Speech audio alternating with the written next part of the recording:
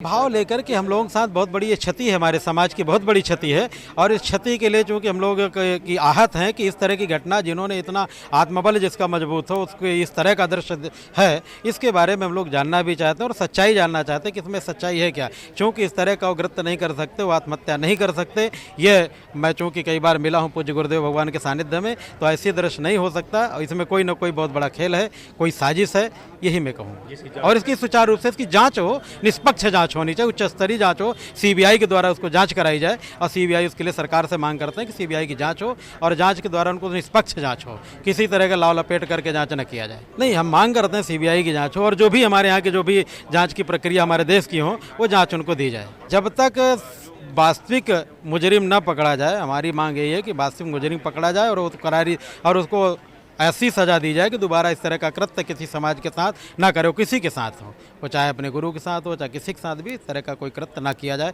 संतों के साथ जिस तरह की क्षति पहुंचाई है हमारे देश के लिए, बहुत बड़ी क्षति है। हिंदू बहुत बड़ी क्षति, इसकी कोई तुलना नहीं की जा सकती। अखाड़ा परिषद का नहीं, हिंदू समाज की क्षति है।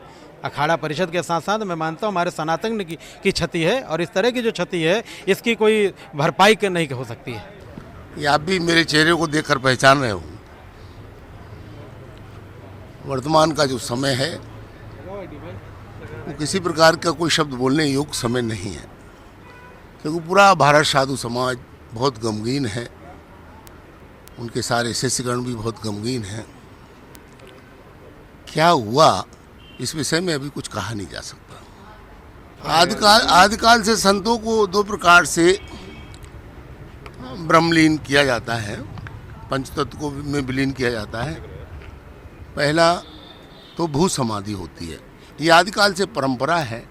समाधि का अर्थ यह है कि सन्यासी पूरे जीवन निष्काम कर्मयोग करता है, समाज के लिए ही सारे कार्य करता है, और अंत समय उसका मानना ये होता है, हमारे गुरुजनों का मानना ये है कि ये शरीर जो है इस प्रकृति का ऋणी है, तो अंत समय शरीर के लिए समाधिस्थ हो तो इसमें कीड़े पड़े और वो कीड़े अपना आहार करें, ताकि ये शरीर इसका पूरा परमार्थ हो।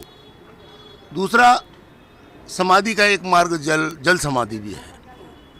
तो महाराज श्री ने इच्छा जाहिर की है कि मेरी भू समाधि हो, उसकी तैयारी होगी। मैं तो अभी आ रहा हूँ देहरादून से ही। और जल समाधि का अर्थ यह है कि हमारे शरीर, जैसा मैंने अभी कहा, हमारे शरीर से न जाने अनजाने में कई गलतियाँ भी हो जाती हैं। उसका पश्चाताप करने के लिए ऐसा संतों का मत है कि जल समाधि हो तो हमारे शरीर को कच्छ मच्छ खाएं, जिससे उनका आहार बने हम, और हमारे पे यदि जो भी प्रकृति का ऋण है उससे हम उद्धार हों, ऐसा माना। तो अभी क्या करेंगे, अभी तो मैं आया हूँ। आप तो मिले होंगे इससे पहले, हजारों बार हमारे साथी थे, वो बहुत अच्छे व्यक्ति थे। उनके विषय में जितनी प्रशंसा की जाए वो कम है, और बहुत साहसी व्यक्ति थे वो, साधुत्व था उनके अंदर। और अपनी बात को, सही बात को कहलवाने के लिए आप लोग कई बार मीडिया के लोग उनसे मिलते जुलते रहे हैं, अधिकारीगण भी, प्रशासन के लोग भी, और हम संत समाज भी।